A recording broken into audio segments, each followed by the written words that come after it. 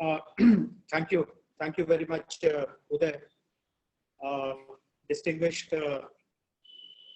panelists, distinguished speakers, participants.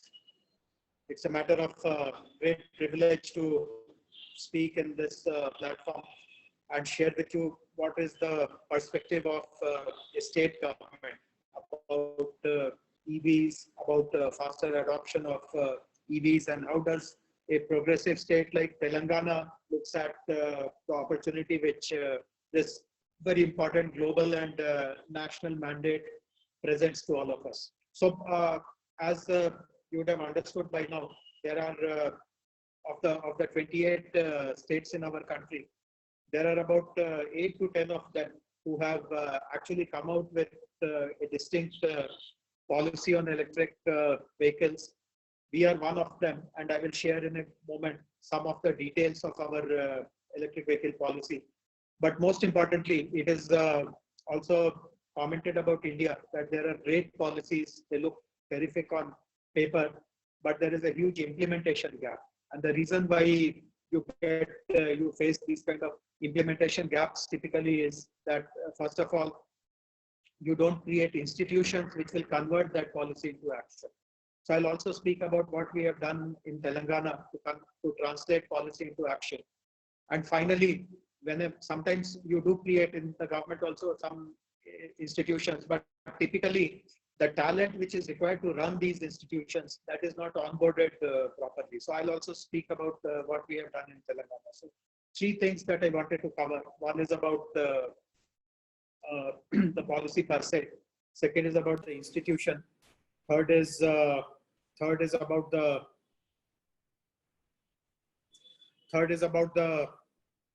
talent, and most importantly, we are also the state government's approach from the very beginning on all important sectors of economy has been to work in collaboration or work with partners. So how do we intend to forge partnerships for all these important endeavors?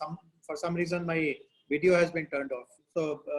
So as I was telling you, the policy is actually very comprehensive. The policy has also been put together after consulting the stakeholders. So it is a bottoms-up policy, and in some ways it complements the national policy. So it is extremely well aligned with our Government of India's policy and guidelines. Whatever is being provided by Government of India, we are not duplicating it, but whatever are the areas where we do not see enough support or attention by the national government, we have tried to plug in those gaps. So first of all, I would like to share with you the example the world over has been that EV adoption, that is creating demand for EV products, is typically spearheaded by public transportation. It is the public transportation which takes the lead, and once it reaches a tipping point, then only it creates a sense of confidence in common buyers, all of us who otherwise would have used a petrol car or a diesel car.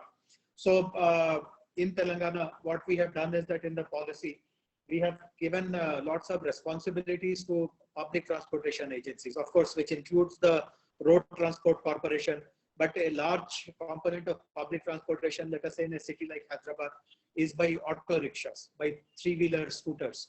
Similarly, cab aggregators like Uber, Ola, Zoomcar, all of them also have a huge fleet size.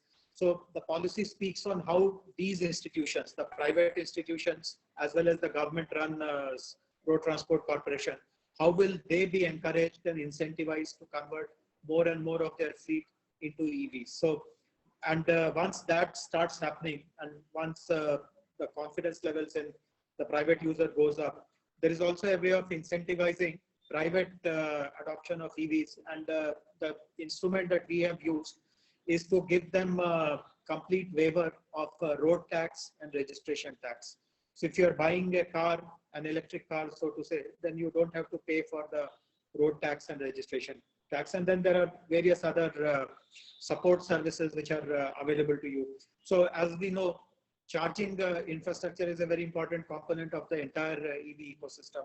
So the state government is also very keen to incentivize more and more public charging infrastructure to set up. And one very important intervention that we have carried out is that we have created a separate tariff rate for this charging facilities, which is much less than the commercial tariff rate. So electricity is going to be supplied to the charging stations at a highly discounted rate. And the electric regulatory authority in Telangana has already given us that decision, has given us the rate as well. And as I mentioned, it is much lower than the industrial electricity tariff or the commercial electricity tariff. So you are getting a good amount of subsidy on this particular component.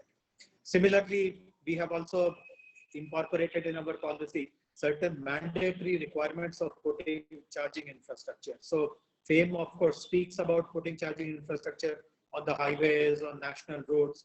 But how do you ensure that charging infrastructure is there in large residential complexes, office complexes, and shopping malls, and so on and so forth? So the policy speaks about all this. And how do you make it mandatory? And then how do you incentivize?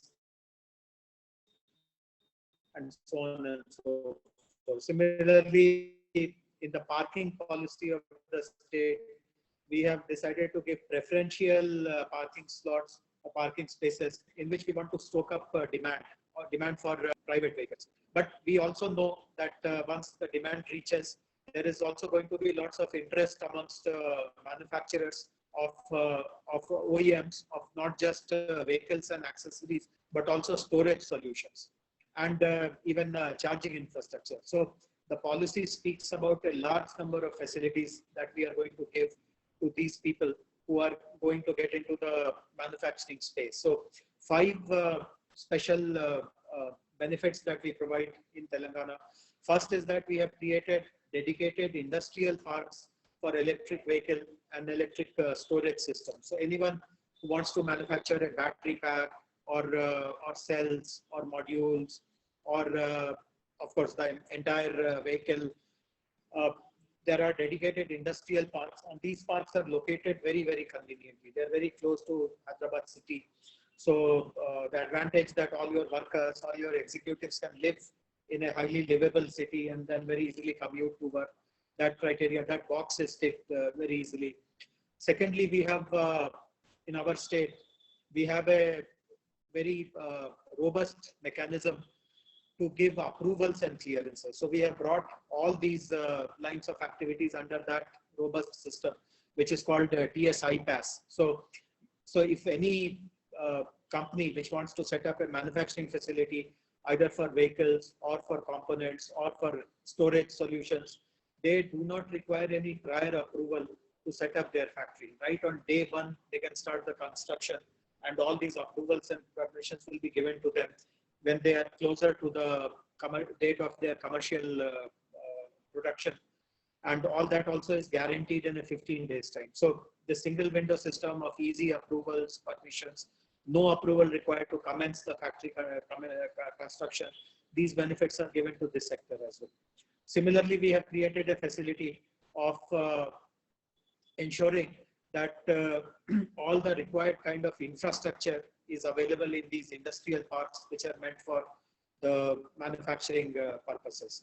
We have also created a very attractive package of incentives. So anyone who wants to put up a facility here will get capital subsidy, will get benefit of interest subvention, of course GST reimbursement, then power will be given to that company at a discounted rate. And we have also created a new line of incentive, which is called transportation subsidy, because we know that still in this area, not every component, not every part is made within the country. Lots of things get imported. And since ours is a landlocked state, we have created this facility that any component which is brought from the port to the factory doorstep, the government will subsidize the freight cost, the transportation cost. So as I said, the package of incentives is very, very attractive. Those who are going to invest more than $30 billion, that is, we call them as mega projects, or where more than 1,000 jobs are getting created, or projects which are of strategic importance, we give to them customized packages.